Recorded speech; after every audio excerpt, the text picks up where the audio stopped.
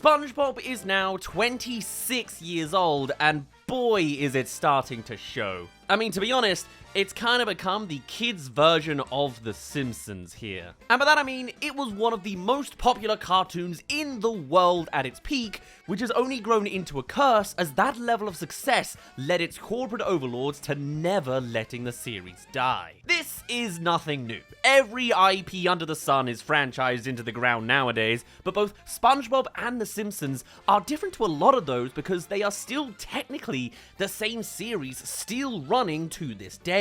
This isn't the millions of different versions of Scooby-Doo we're talking about here. SpongeBob has consistently run as a series since 1999, which is nuts! I was a toddler when it started, and now I am 28. This is almost a third of a century old, this show. And we are now 20 years clear of the original movie, which was the creators' originally intended finale.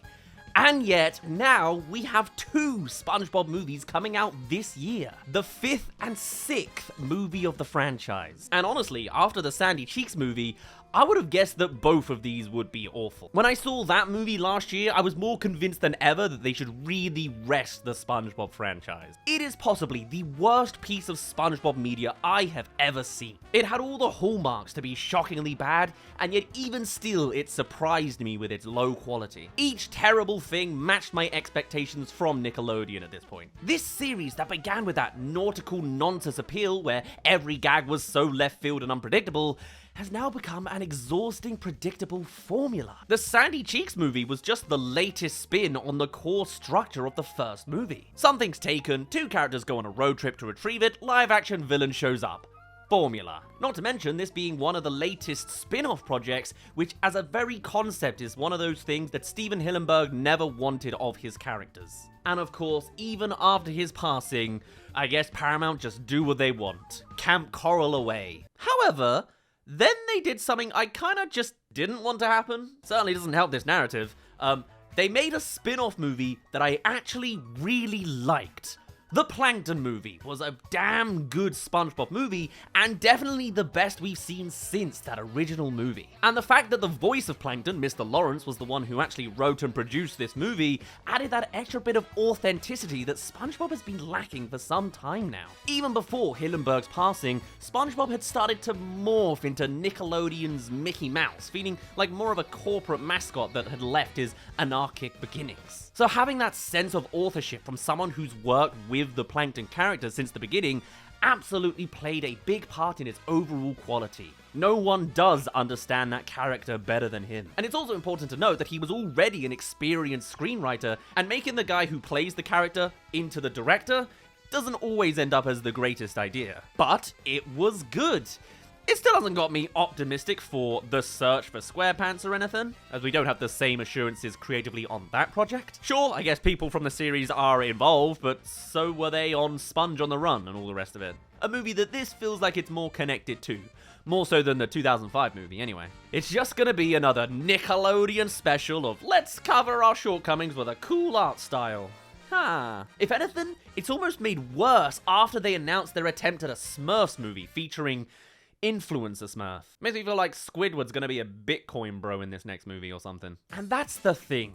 Lame contemporary pop culture quips are not beyond SpongeBob anymore. The Sandy Cheeks movie had SpongeBob crying that he didn't have access to Netflix streaming, and Sponge on the Run had its fair share too. Which just isn't the humor that had us all fall in love with the character and his world. That absurd microcosm that was Bikini Bottom with all of its absurdities. Even Mermaid Man wasn't a lazy pop culture gag, it was a full-on pastiche to a 1960s era TV show.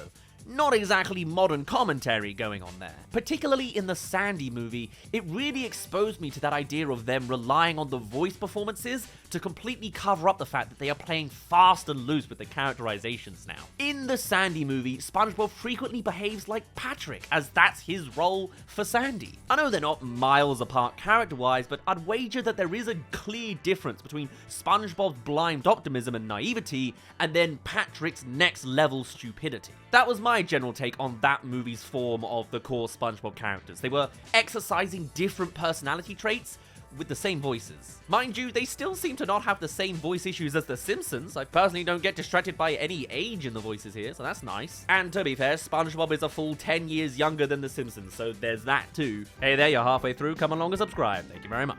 Nonetheless, at 316 episodes, the first 100 being the ones people predominantly go back to, I do wonder if it is time to call it a day. It's that same thing of a long-running series that has had no serious break.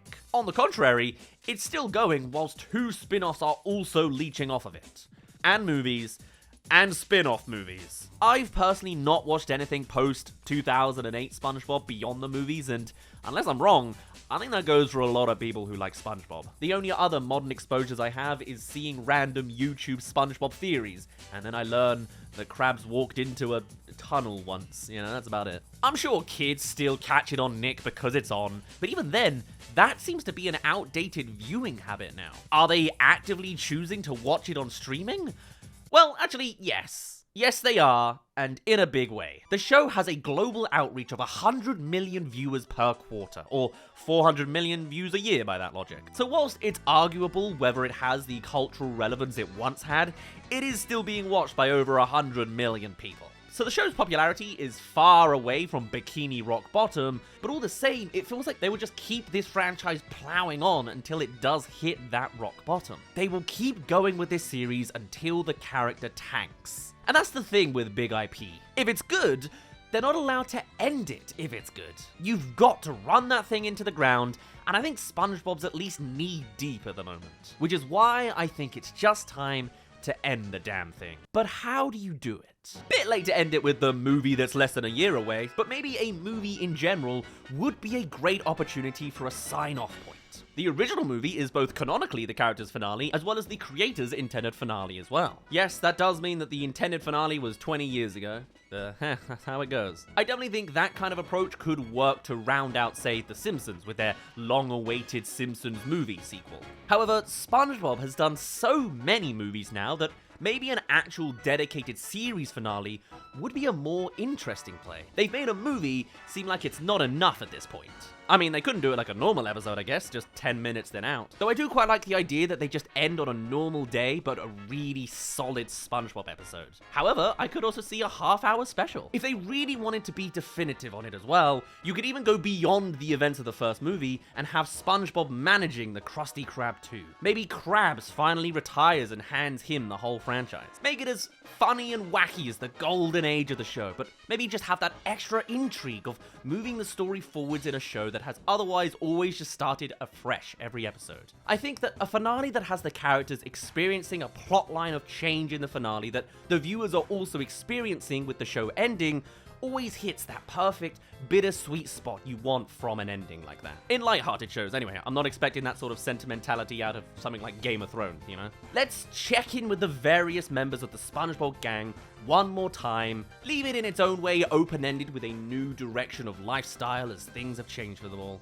and then let the show rest up. I don't think it changes SpongeBob's marketability as a character, as I'm sure a lot of people who buy the merch don't watch the new episodes anyway. If Nickelodeon wanted to be all cold, cynical, and money-hungry about it, Mickey's done fine for years, with most people who know about him likely having never actually watched a cartoon of him. The character will be fine. We have over 300 episodes in the can, and hey, maybe a fresh take on the Sponge can be found after a break from that yearly, brutal schedule. And if you do set it up as one big finale piece, you can really end the show off with a bang, with way more views than 100 million in a quarter if you just make a big event about it. And I think it would make the overall reputation of your brand so much better and well highlighted, as it insinuates you're giving a sense of respect in letting them finally take a break, rather than pushing them through the fast food production line of a factory. And if you really must, you can always bring him back for a reboot after a few years,